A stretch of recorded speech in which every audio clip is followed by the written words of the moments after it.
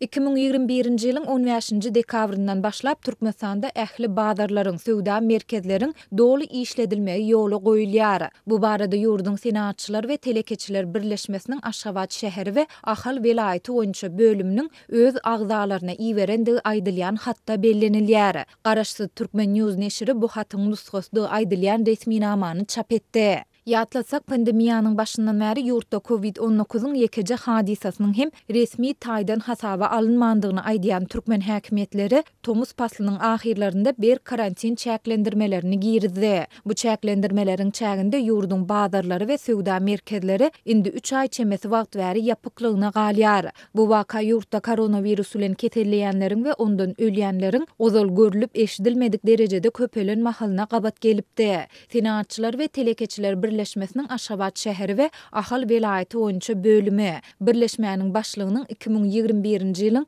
8-nji noýabryndaky geçirilen önümçülük hepdelik ýygnagynda beren tawşyryklaryny ýerine ýetirmek maksady bilen size 2021-nji ýylyň 15-nji dekabryndan başlap ýurdumyzyň ähli bazarlarynyň, söwda merkezleriniň doly işledilmeginiň ýoly goýulýandygyna habar berýär diýilip hatda aýdylýar. Bölüm müdiriniň ornmasary Agaýew tarapyndan 2021-nji ýylyň 12-nji noýabrynda gol goýulandygy aýdylýan hatda birleşmäniň agzalarynyň özlerine değişli bolan söwda merkezlerinde Türkmenistanyň ketelleriň ýaýramagyna garşy göreşýän gullugynyň adatdan daşar toparynyň talaplaryna laýyklykda ähli arastaçylyk kadrlaryny berja etmeligi hem bellenilýär. Alyp barýan işleriňizde ziýansızlaşdyryş serişdeler bilen üpjünçülük işlerini geçirmekligi, hökmany agyz burun örtükleri, ýagny maskalary dakynmaklygy, mögsüme göre geyinmekligi, kesitlenen aralygy saklamaklygy tawşyrýar diýilip hatda aýdylýar. Şeýle-de onda birleşmäniň agzalaryna 2021-nji ýylyň ahirine çenli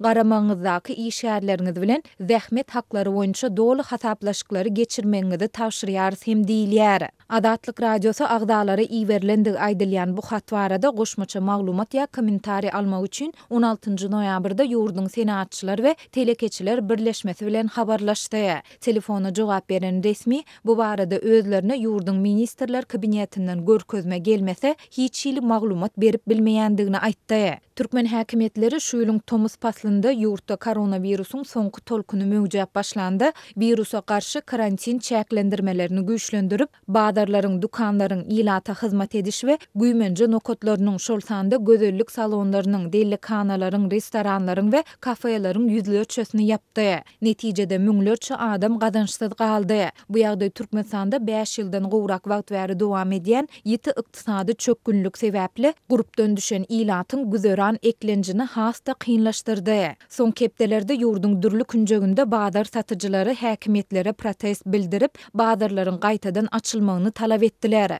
1-nji noýabrda Lewap welaýatynyň Türkmenabat şäherinde onlarça bazar satyjysy işin täzeden başlamagyny talap edip, bazaryň gapdalyndaky uly köçäni petikledi. 21-nji oktýabrda Mary welaýatynyň Bayramaly etrafynda 100den gowrak bazar söwdegäri bazarlaryň ýapylmagyna näýilelik bildirip, şäher häkimliginiň öňüne bardy. Türkmen hökümeti pandemiýa döwründe girdilen çäklendirmeler sebäpli işi towtudylan idara kärhanalara, şeýle-de işsiz galan raýatlara döwlet tarapyndan nähildir bir kömek berilýändigi ýa-da berilmeýändigi barada köpçüligiň öňünde beýanat bilen çykyş etmeýär. Şol bir wagtda Azatlygyň habarçylary Türkmenabatda işi towtudylan bazarlardaky söwdegärlere soňky 3 aý bäri salgy tölegleriniň hem-de kredit tölegleriniň adatdaky ýaly töledilýändigini habar berdi.